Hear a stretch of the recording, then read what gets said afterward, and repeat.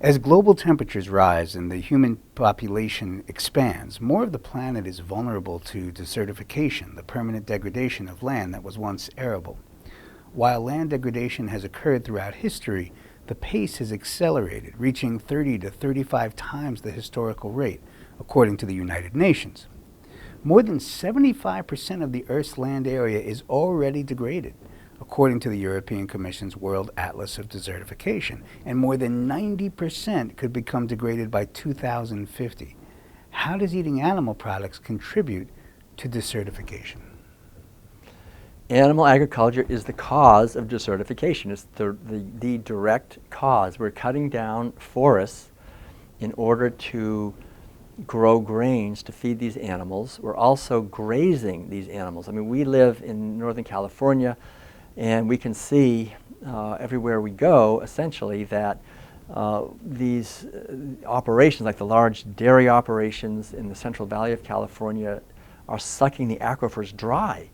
These aquifers took literally millions of years to charge with rain. And in just the space of 10 or 20 years, we're taking millions of years or hundreds of thousands of years of water and just irrigating, just spraying it, and it's causing large areas of land to just collapse. There's many places where even rivers and where bridges and roads just get destroyed. As we take the water out from underneath the earth, we're causing the rivers don't even reach the Colorado River doesn't even reach the ocean anymore. I mean, it's just gone into irrigation canals, again, for animal agriculture. These huge feedlots in Southern California and Arizona that require enormous quantities of water to grow alfalfa to feed to dairy cows. It takes 1,000 gallons of water to make 1 gallon of milk. I mean, this is it's such a waste of water, and causing the utter destruction, really, of riparian systems, of rivers, of aquifers. Oceans are being polluted, the cutting down of trees, the grazing of animals. For example, when we see an area in Arizona, we live in an RV also for 17 years, so we travel all over North America continually. And everywhere we go, when there's animal agriculture, it's ugly, it's destruction. Vast monocropped fields that are killing everything, terrible wastelands. Most of the West, which is arid, they let cows out there. These lands are not designed for cows, and all the saguaro cactuses are destroyed. Most of the cactus, most of the very fragile landscape and the riparian, the rivers, the streams are destroyed by cattle. And so it's well understood. There's a book called The Waste of the West, big thick book that goes into this in depth, but basically the destruction of arid zones by grazing and the destruction of forests by growing grain. Those are the two keys. The eating meat is responsible for the desertification, even historically. I mean, scientists who look back at the Sahara Desert or what's happened in Greece, it was the people grazing animals 8,000 years ago that caused the desertification back then. I mean, it's basically animal agriculture that's destroying ecosystems, and it always has been. In a paper published by a respected U.S. think tank, the World Watch Institute, 2 World Bank environmental advisors claim that instead of 18% of global emissions being caused by meat, the true figure is 51%.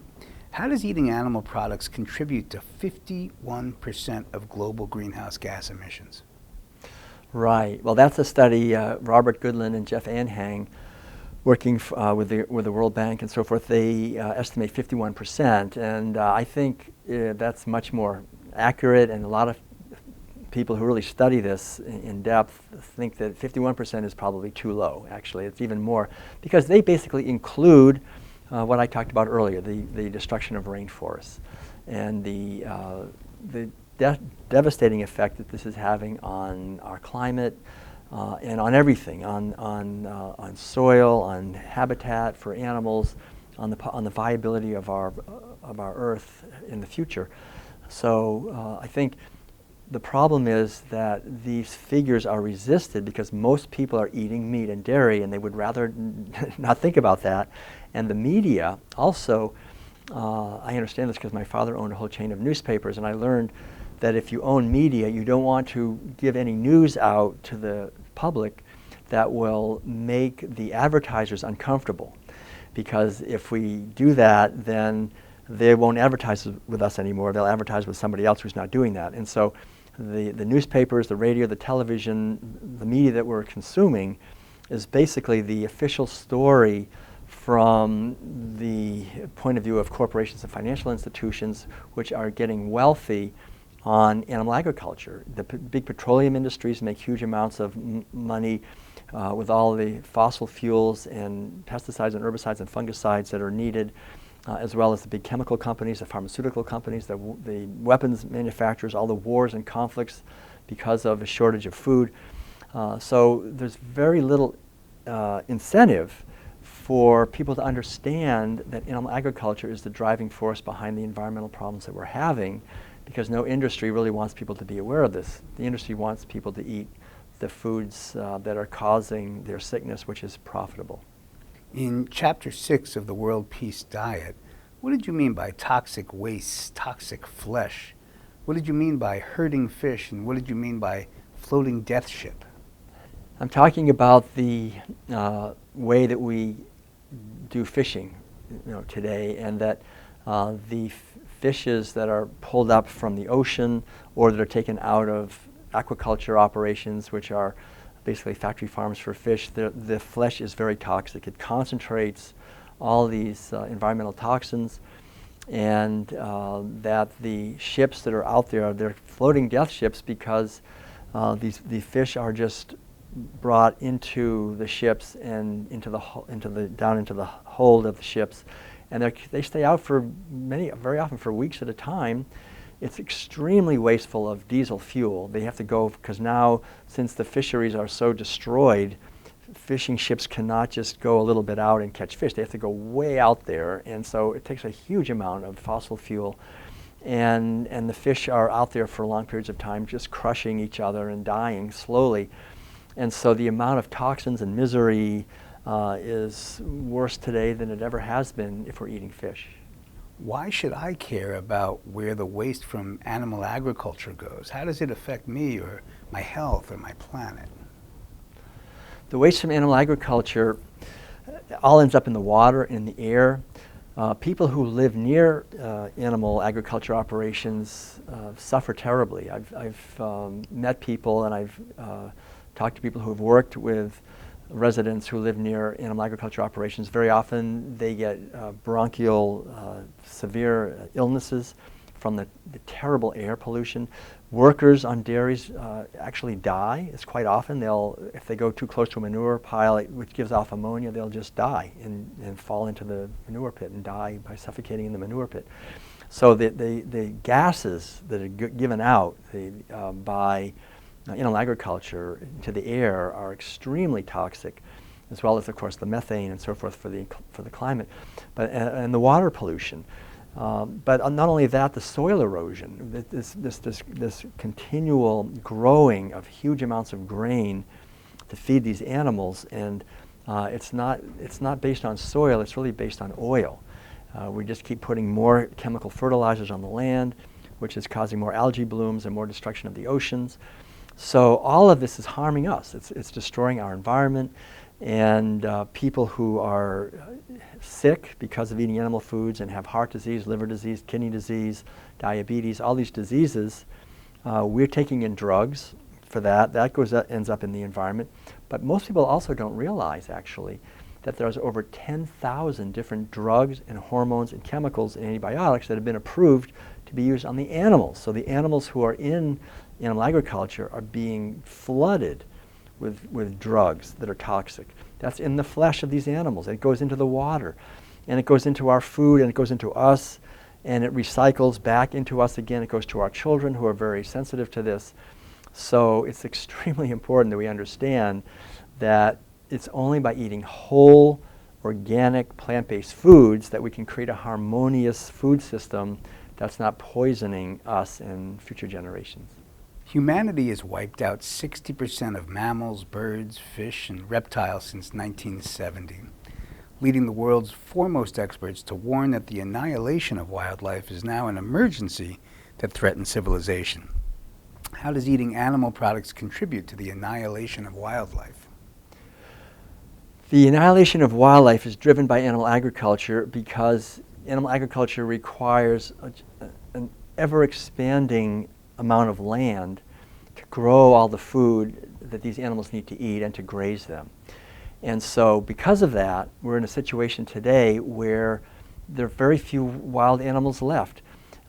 Basically, scientists understand that if you just go back 10,000 years before animal agriculture started, we had human beings were 1% of the biomass on Earth, and wild free-living animals were 99% of the biomass, right? So we talk about biomass being the weight of the body. So human beings were 1%, wild animals were 99%. Today, only 10,000 years later, which is just a blink of an eye in geological time, wild free-living animals are now only 2% of the biomass on planet Earth compared to human beings and the animals that we own as property, cows, pigs, chickens, are now 98% of the biomass. So basically we have completely stolen the earth from the free-living animals and pushed them to the margins. And it's true, they are on the path to extinction within a few decades if this continues the way it's going. If climate change is left unchecked, rising temperatures, extreme weather, and land degradation could trigger a global food crisis, according to a report released by a United Nations panel. How does eating animal products contribute to climate change and rising temperatures? Again, the basic problem with animal agriculture is that we're cutting down forests and we're converting land through cattle especially, and the other ruminants especially, and all animals, huge amounts of methane and nitrous oxide. And there are feedback loops that are building. In the Arctic, there's more methane, there's less albedo effect, and so forth. So all of this is driven primarily by animal agriculture. And the greatest gift we can give to a healthy future is to move to a plant-based way of eating.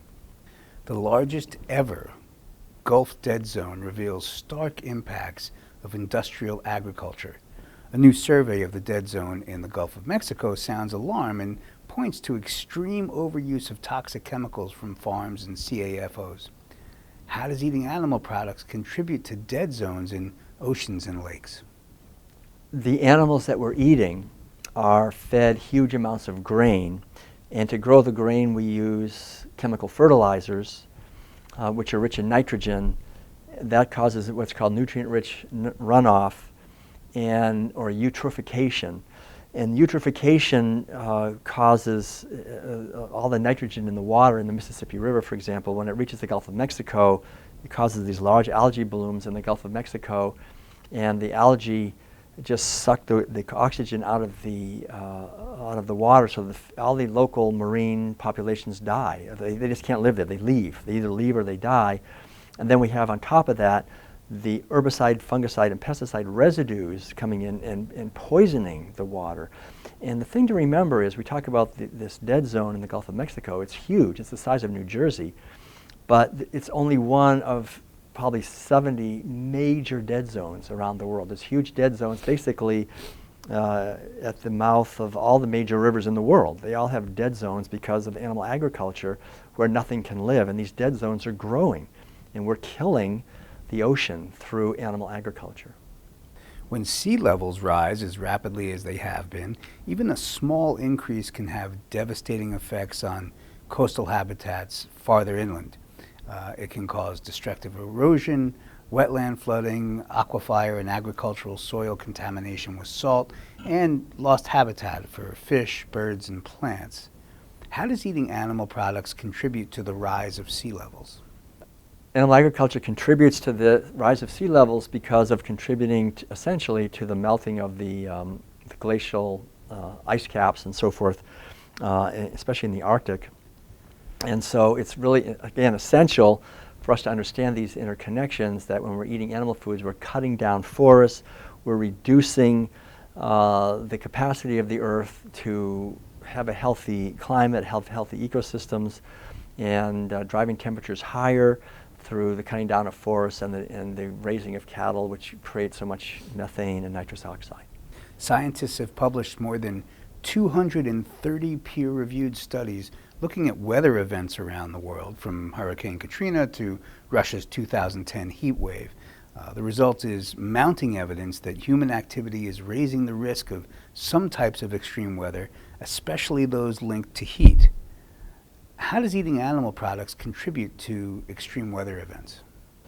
Eating animal products contributes to the extreme weather impacts because of the underlying dynamic that we're attacking viciously, actually, the ground of a healthy ecosystem on planet Earth. The plankton in the oceans are being ripped out, the fish are being taken, the forests are being cut down, the capacity of organisms to create oxygen is being lost.